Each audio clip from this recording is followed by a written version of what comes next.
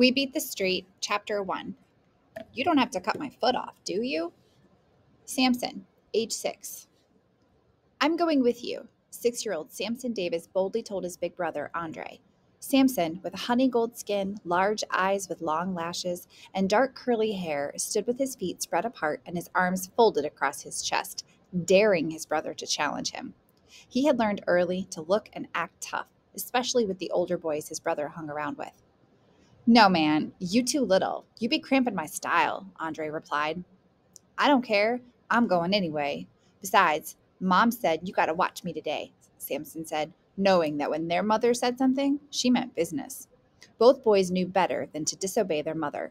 She did her best to keep her children in line and had been known to use both broom and belt on them when they broke her rules.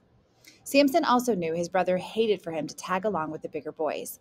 Andre was 10 and had his own set of friends from the neighborhood. Well, just keep your mouth shut and don't do nothing stupid, Andre warned. Me and my boys got business to take care of. He swaggered a little, making sure his little brother noticed. Samson grinned and ran quickly to join them on the sidewalk.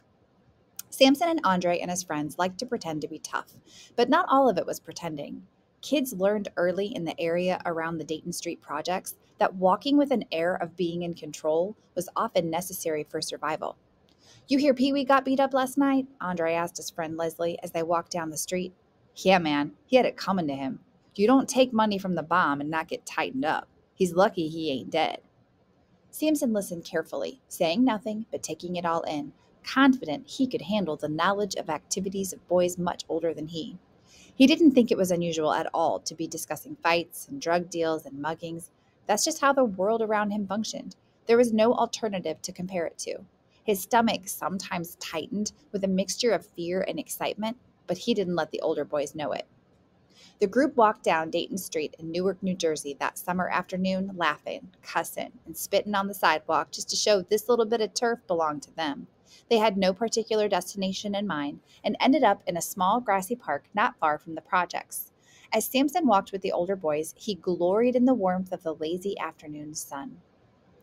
Look at how they keep this place, Andre said with disgust, his voice full of fifth-grade authority. The park was filled with broken glass, balled-up potato chip bags, beer bottles, and other bits of trash.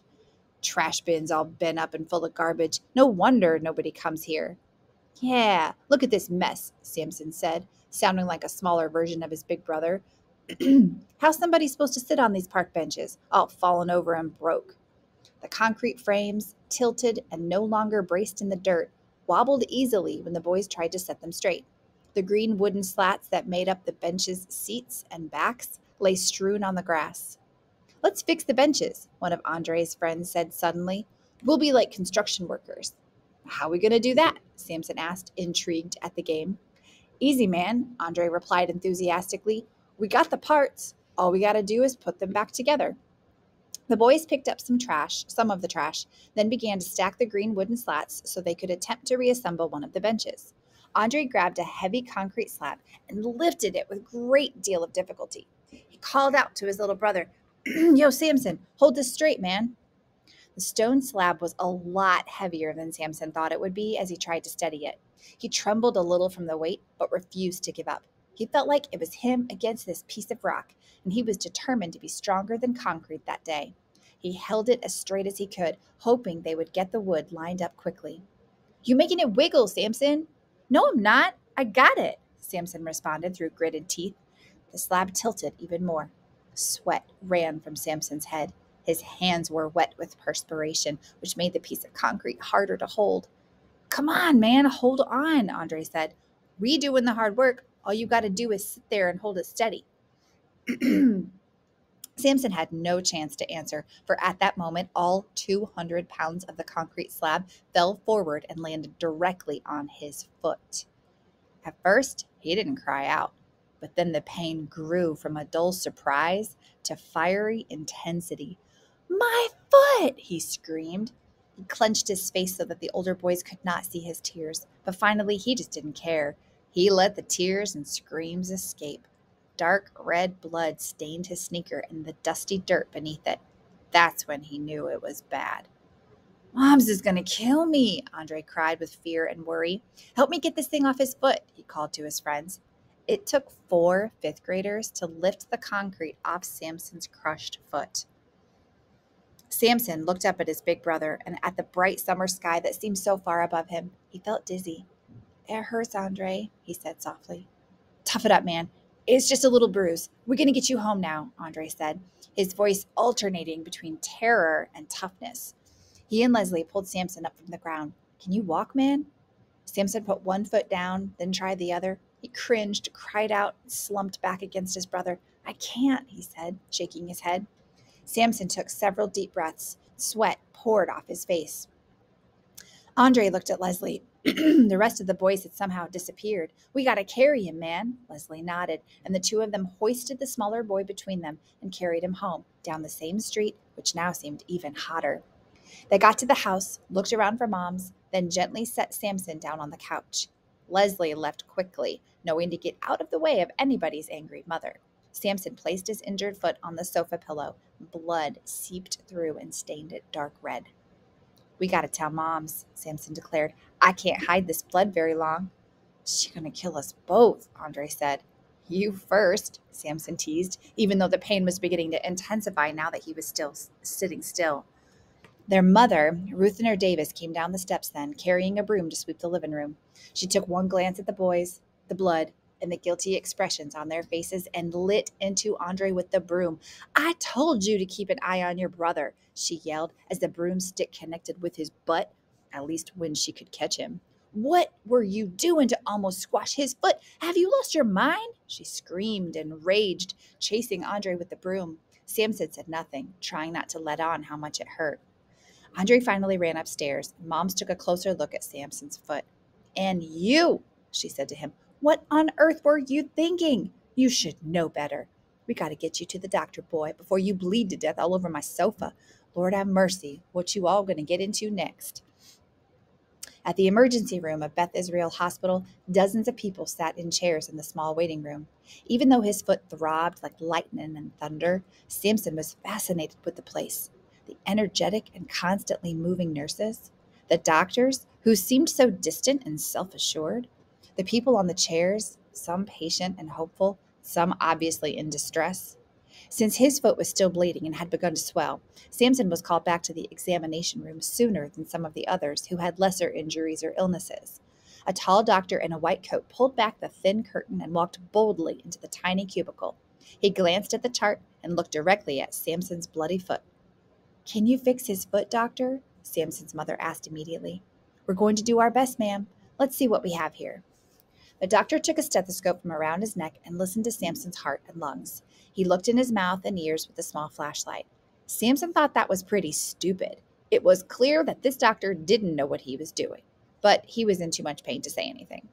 "How'd you hurt your foot, son?" the doctor asked gently. Not sure whether he was more afraid of his mother, who would still probably punish him, or this doctor, who obviously didn't know the difference between a chest and a foot. Samson mumbled, "A rock fell on it while I was playing." "Pretty big rock," the doctor replied.